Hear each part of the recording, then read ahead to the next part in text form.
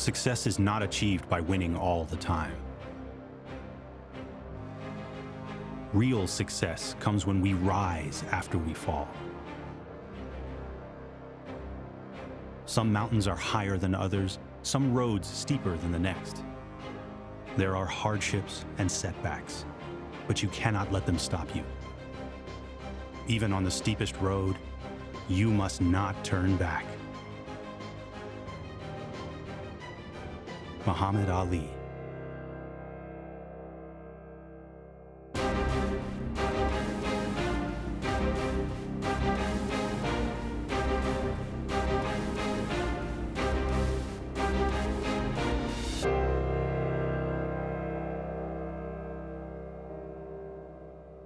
About an hour outside of Los Angeles lies the San Bernardino Mountains, a high and rugged range known for a rich variety of wildlife and extreme beauty.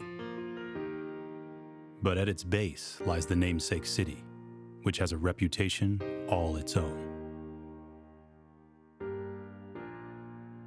I would describe San Bernardino as a very challenged community economically. There's a lot of negativity that surround the youth, gang violence, murders. But a longtime resident remembers quite a different place.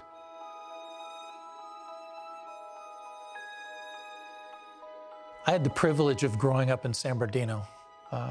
In the 60s and the 70s, San Bernardino was an all-American city. It was a wonderful place to grow up.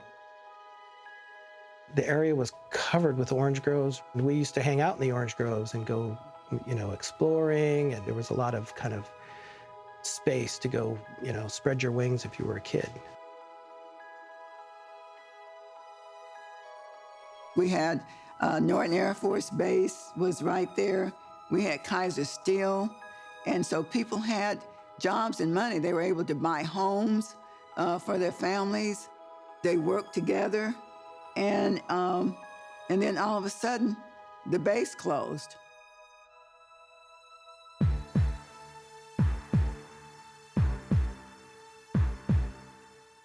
But then cocaine came into the scene, and then methamphetamines. And I think that had a pretty big impact on this city.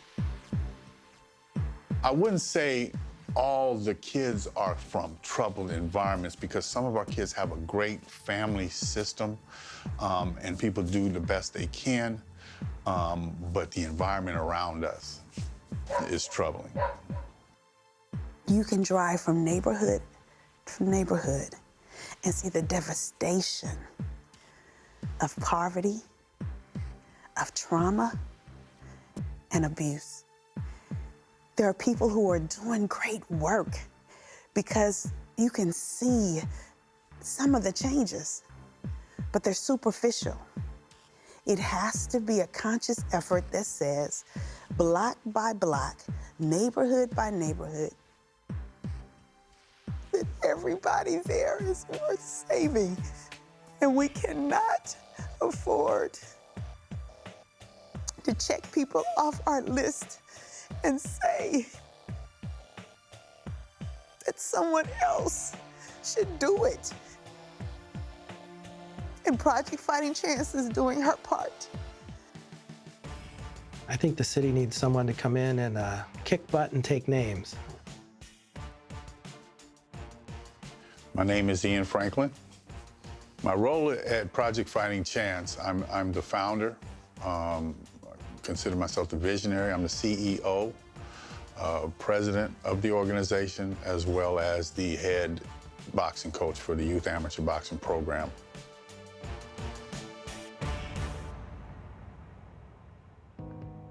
Project Fighting Chance first started as just the fights program. It didn't even have a name. And I had a son, Malcolm. He's very tiny for his age. He's so small.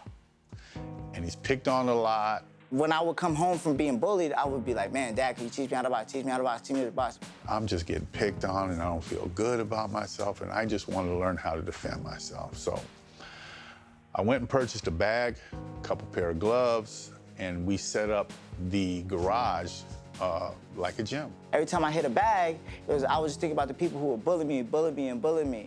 I mean, at first I wasn't really that good, you know, but after time of working on my craft, I became real good, and it was because of my father. And this was the beginning of the program. After about a week of just working with my son, neighborhood kids started flocking to us. And before I knew it, I bought several more bags, and I had about 15 kids in the garage. Word got to the local newspapers. They called me, asked me could they do a story? I said, sure, you know, I don't mind. So we had our first two articles. Then my pastor and I got together, and he said, would I like to be a part of the corporate structure of the church? He said we could come on as a ministry. And so I said, sure. So we changed our location to the church. My heart jumped at the chance because I first of all realized here is another phase, another facet of fulfilling our mission and vision. And that is the idea of picking up broken pieces. Now we're able to reach young people and reach this generation with our mission. And we have somebody in our church that has a passion and has a vision and has a want to do it. And so as a result, after going through our board and talking with our executives, we all agreed that it would be a great program to host here at the church. So we stayed there for a little while, and then a building was acquired by the church on the same street, Date Street, which is notorious for crime and a lot of different things. We moved to Date Street into our own facility. Project Fighting Chance has had, through the years, 8 national champions. Some of them were multiple national champions. We've been to the Olympic trials twice. We were the only club in California to be at the 2007 and 2011 Olympic trials. In 2007, my son made it as an alternate, Malcolm. It was the biggest thing I've ever done in my life. Had my dad there with me. My dad had me in the best shape of my life. I was signing autographs. It was a real experience for me because coming up as a kid from San Bernardino, I wasn't really used to nothing like that. Through the years, we've just had a lot of success. There is no such thing as a natural boxer. A natural dancer has to practice hard. A natural painter has to paint all the time. Even a natural fool has to work at it. Joe Louis. Boxing is a great sport to build confidence. It's a great sport to learn discipline. It's a great sport to understand what makes you tick and how to achieve greatness. And I think that program, as I've watched and as I've seen, those young men that are teaching those boxers are doing some great things to teach them to be successful in life. In Project Fighting Chance, you don't learn how to just punch. You also learn how to take a punch, right, and get back up and strategize and be confident and get back in the ring. Ian has had much success throughout the near 20 years of running Project Fighting Chance. But this new group of kids is like none other.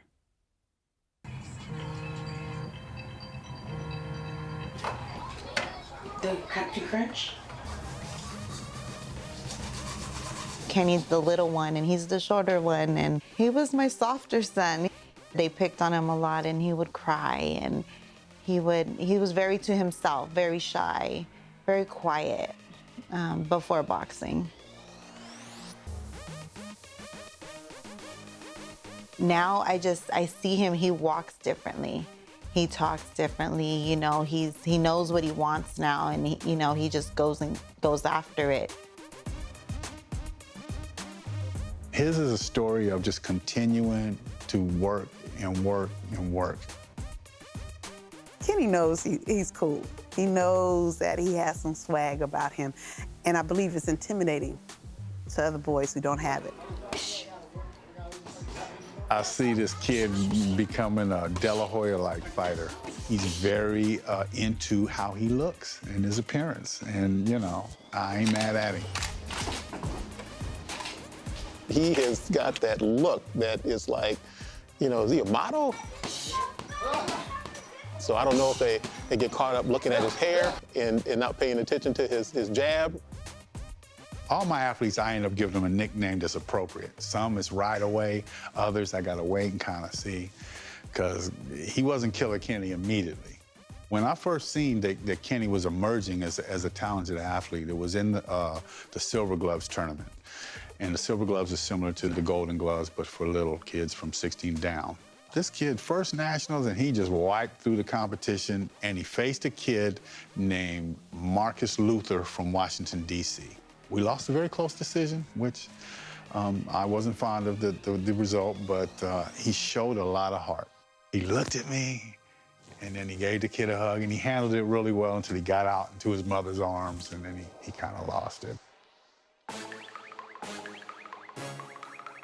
Kenny and Lolo, you wouldn't think they're as tough as they are, you know, and first time just perception, but boy, they're tough.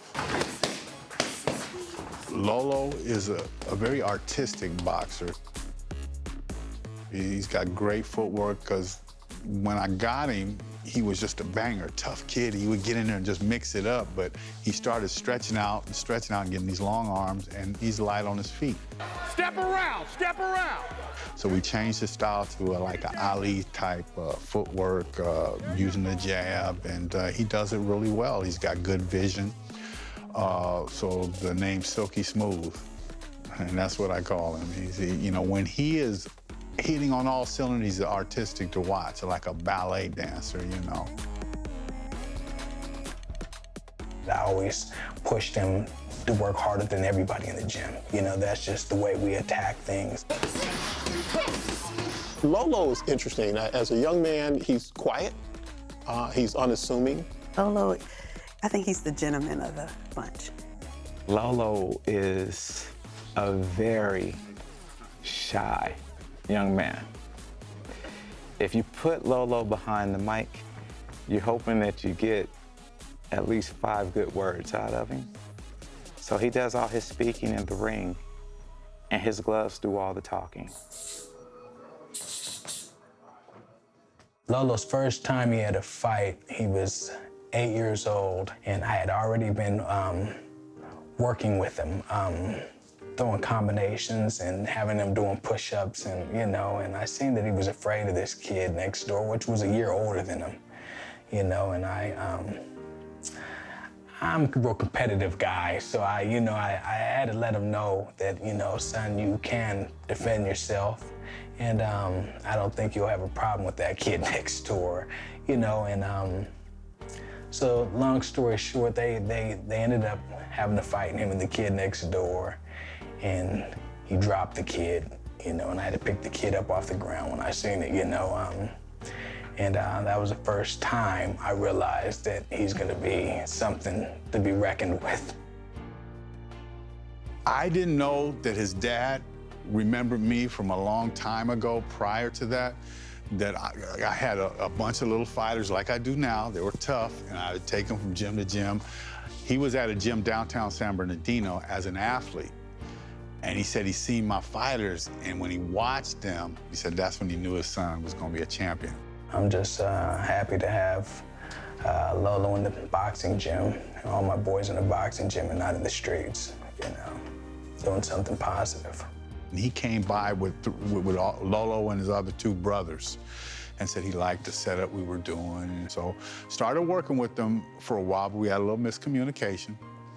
And so he went elsewhere. My father is in an assisted living facility, but he was struggling at the time, so he had to go to a skilled nursing center. And I went to see him one day, and lo and behold, who was the nurse behind the desk? But Lorenzo, Lolo's father. And he said, I'm here to see my dad. I said, well, I'm his nurse. And it's funny how our paths continue to cross. Sometimes you feel like God is definitely intervening. Lorenzo has always been his son's trainer, in life and in boxing. But there came a time when the latter needed to be relinquished. I think a couple weeks later, he gave me a call. And he says, man, I really would like to come back. And he said, I'll take a step back and let you train him.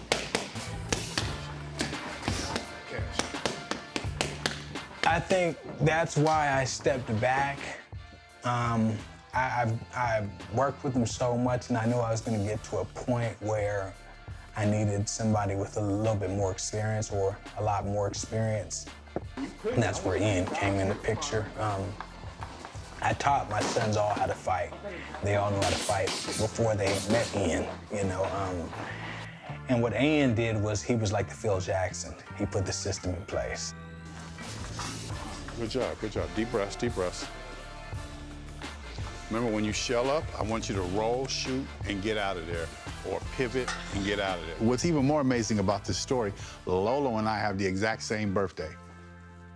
Obviously not the year, but we're both born September 28th. I look at it now, and it's God fulfilling my prayers, I believe, because I do think that he has that special thing about him. You know, he's very humble, but he's so competitive, and I'm just blessed to have him, you know. Even at his young age, Lolo spars against the best. Lolo worked with Saul today. Saul is a professional fighter who is 6-0 with 6 knockouts. And this kid is an amateur, 15 years old, and Saul worked with him. Other people wouldn't work with him. And I see it a lot in a lot of boxing clubs. They'll go like, hey, beat him up. That's not the way it is. And it all comes due to the respect that we have among Ian and us. We're about helping kids. We're about helping kids, not about ruining kids. Good job.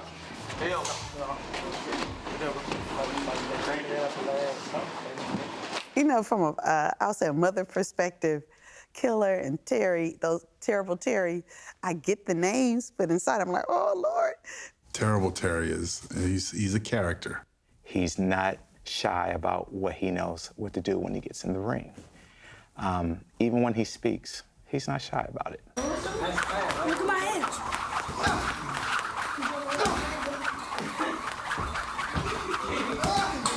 You get too close, you get whipped.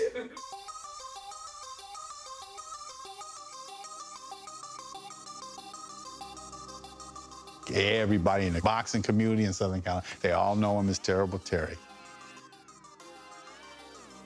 I met Terry on a notorious street, Date Street in San Bernardino. It is a street that is known for a lot of negative things, and it's the street my church is on. It's not the greatest neighborhood in San Bernardino. And he ended up talking to Terry and telling Terry, hey, you know, if you want to do something different and get off the streets, meet me here. It's one particular Saturday, I see this kid, and he is like to my kneecap. And he's got this hat sideways, and he's got these 2 bigger kids on either side of him. And he just looked like, oh, this kid is up to something, you know. So out of this little body comes this raspy voice, and I just thought, this is comical, you know. So I started engaging with him. I said, you ever box? And he said, nah, but I can fight. So Terry brought him back to my apartment, and he was asking me if Terry can join his gym. So I said, that's good, you know, because it's nothing to do around there. And once Terry made it to the program, he's been in the program ever since.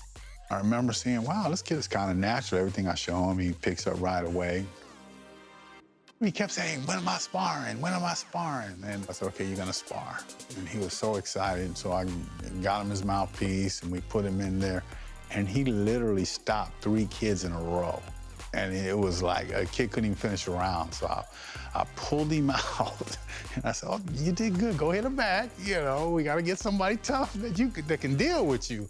And that's where the Terrible, because there used to be a boxer years ago called Terrible Terry Norris. And so I just nicknamed him from there, and it's stuck. Terry is this interesting, beautiful little boy. That he transitioned from being this boxer to this kid. So when you walk in the space, he'll come give me a hug. And so I see the little boy that needs that affirmation that he's doing well.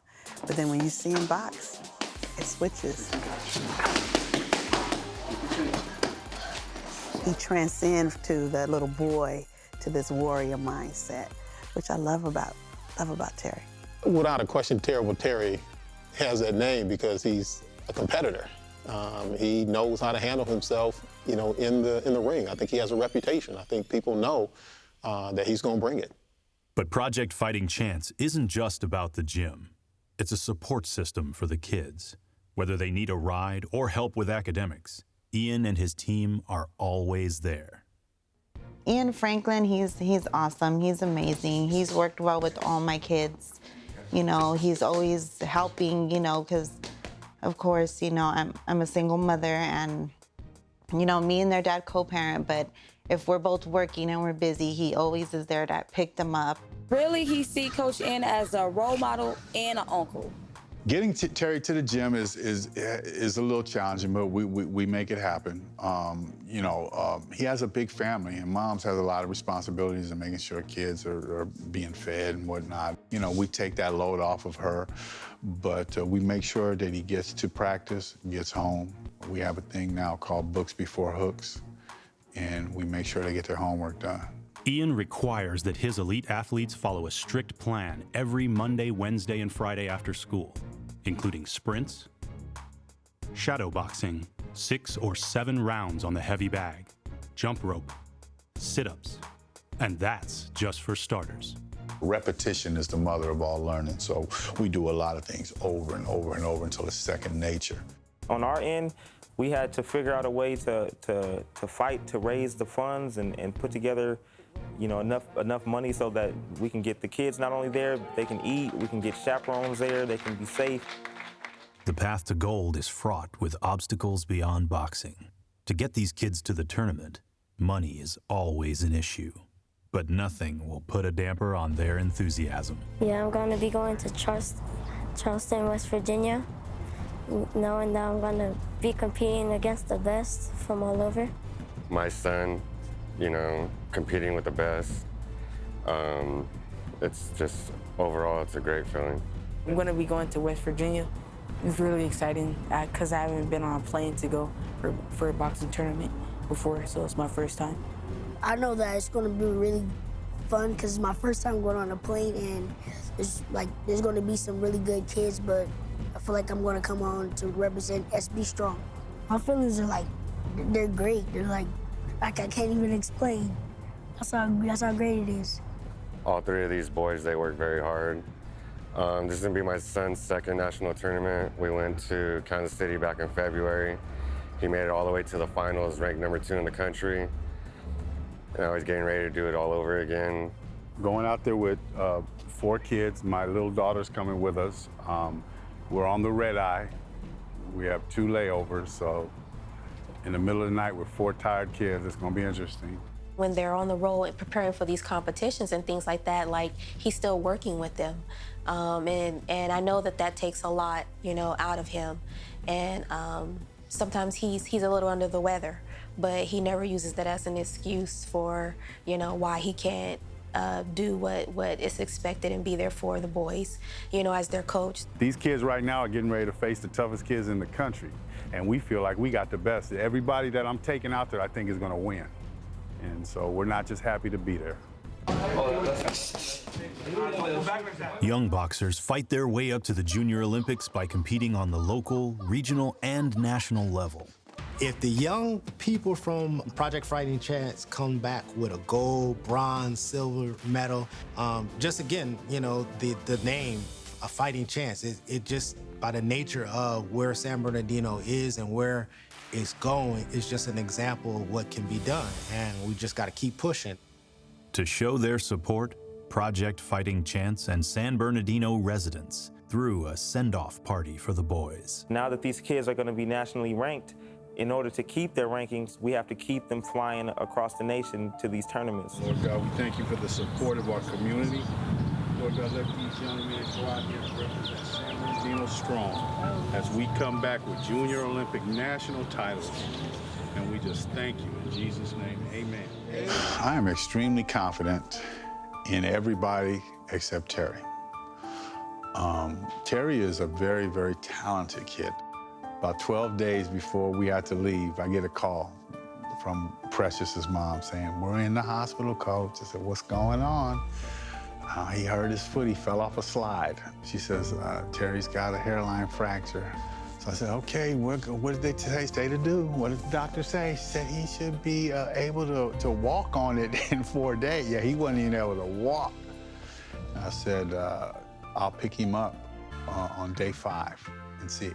And when he hobbled out to the car, I was like, there ain't no way. He couldn't run, he couldn't, you know, he's getting ready to face athletes that are running miles for this.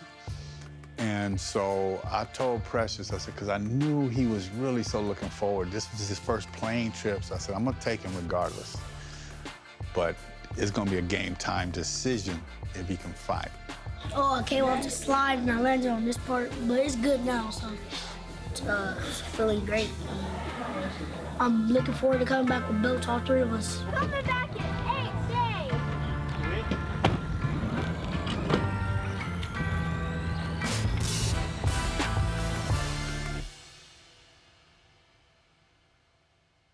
On the next, Hopefuls. We're looking for big things in the future out of all of them.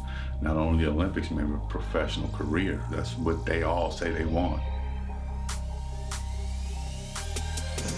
Terry is crippled, but we gonna still do our thing, you know what I mean? Let the games begin, the journey continue. The punch is off, step around. You gotta double jab your way in. When our boys lose, it is devastating. After a while, we get on and focus and refocus and get ready for the next challenge. This is a marathon, not a sprint. I'm following some famous really good boxers because they make a lot of money because it's training hard. I'm following them because I want to be there when I get on it. They all have the capabilities, so we might be embarking on something that ends up great.